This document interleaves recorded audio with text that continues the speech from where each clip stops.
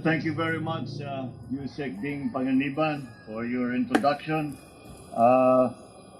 Senator Cynthia Villar, our partner in the Senate, being the chairman of the Senate Committee on Agriculture and Food, the Excellencies of the Diplomatic Corps, Chairman of AGRILINK 2022, Mr. Christopher Lindo, Ms. Dulce Goson, Chairperson of the Foundation for Resource Linkage and Development, my fellow workers in government, distinguished guests, ladies and gentlemen, good morning. I am here to be with you at the opening of these opening ceremonies for the 27th AgriLink, FOODLINK, AQUALINK trade fairs. And quite rightly so, because we have not been able to conduct this very, very important fair during the pandemic, and this is once again the first time that we have been able to do it, and very important and very timely it is too, considering the situation that we find ourselves in together with other countries in terms of food supply, in terms of food prices, in terms of inputs to the agricultural sector, all of these shocks that we have been feeling.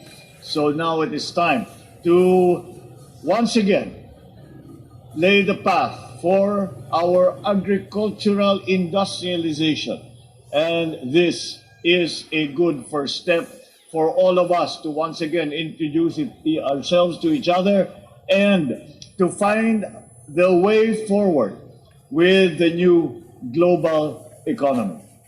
Let me first of all recognize our farmers, our fisher folk, our livestock farmers and breeders, the great unsung heroes of our nation.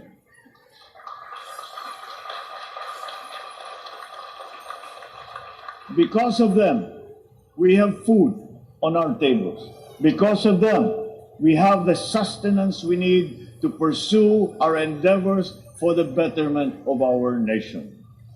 Of course, I would like to thank the organizers and participants of this event, and I thank you for this kind invitation to be with you at this extremely important and momentous day. It is a pleasure to work with you in pushing for holistic approaches that advance this critical industry. As an agricultural country and an archipelagic country, food products from our farms and fisheries depend mostly on the dynamics of time and season. On better days, our agricultural and fishing sectors yield harvests that contribute to the growth of our economy and no less than feed our people. But at the worst of times, particularly during droughts, during storms, and other disasters or calamities, we not only encounter insufficient supply and inflation, but also run the risk of an insufficient food supply. It is thus commendable that in its previous iteration, this event has yielded various innovations and recommended solutions that help make our agriculture sector more robust and more resilient. I recognize your efforts to modernize the way we produce and market our goods, to further empower our farmers and agricultural workers to do better, to work smarter, to yield more, and to have a better living. Now that we are beginning to see the shape of the new normal, I assure you that this administration is one with you in fulfilling our goals and targets for the agricultural sector. We will build ourselves back better together with the people who have been our bedrock of strength and of sustenance, even the most challenging times. Towards this end, the government has provided inputs such as seeds, fertilizers, machinery, equipment, facilities, fingerlings, and livestock to help our farmers, our fisher folk, and our livestock growers. We have also expanded irrigation projects, established Kadiwa outlets, created food logistics hubs, and agri-trading centers, as well as organizing and aiding cooperatives and associations for the procurement of reefer vans, freezers, chillers, and other logistical support to help our farmers efficiently transport their products to the consumers. This government has likewise provided various forms of assistance such as the Rice Farmers Financial Assistance, with disbursements totaling more than 590 million pesos, and the fuel discount program for farmers and fisherfolk, which alleviates the effects of high fuel prices to the tune now of 320 million pesos for our farmers and our fishermen. Of course, we also have the Quick Response Fund, which we use to aid our farmers in times of disasters and calamities. So far, the government has released a total of 1.54 billion pesos that benefited more than 17 million farmers and fisherfolk. But the work to improve our agricultural sector and improve the plight of our farmers and fisherfolk has only just begun. We need to continue to open more opportunities to improve their well-being. We are presently only playing catch-up. We have allowed the agriculture sector to diminish in its importance and its contribution to our GDP, our contribution to the welfare of ordinary citizens, ordinary Filipinos. And that is why it is important that we accelerate all our efforts.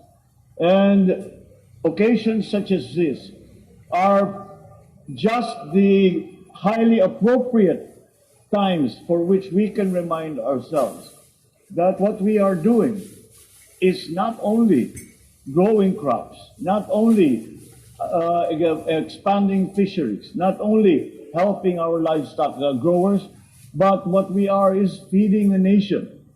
And in feeding a nation, we also provide the stability for that nation, for the Philippines, to be able to look forward to the future and say, we can progress from here because we have a strong foundation in our agricultural sector. Without a strong agricultural sector, that is not possible. It is in this endeavor that we will need partners like those who are present here today and who have always been with us in all our efforts to make our agricultural sector better. Through the conduct of trade events like this, we seek to improve the agricultural value chain and aid in the overall development of the small and medium-scale enterprises in the agribusiness sector through the creation of market opportunities. Trade events like AGRILINK, FOODLINK, and AQUALINK help us support our farmers and our fisherfolk. We empower them to become catalysts who will contribute to the recovery and inclusive growth of our economy. So, it is my hope that as we engage in the exchange of ideas and learn from one another during this trade fair, we will also commit ourselves to once again synergizing our efforts toward the country's agricultural and economic productivity. The strengthening of the agricultural sector is the strengthening of survival, the strengthening of life. And that is how important we have always considered the agricultural sector. And that is why I took on the portfolio.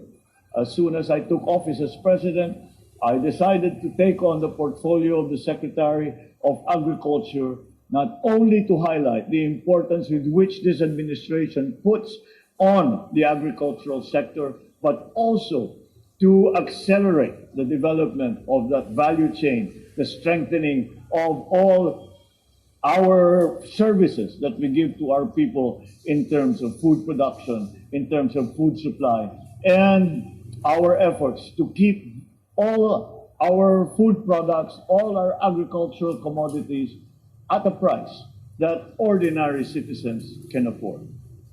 With our energies and resources combined, I am confident that we will not only achieve our goal of feeding the Filipino people, but also achieve our dream of making the Philippines a leading agricultural resource hub in the region and the world. Huwag natin pong kalimutan ang ating pangarap para sa ating mga minamahal na kababayan. Sana wala nang gutom na Pilipino. Maraming salamat po at mabuhay po kayong lahat.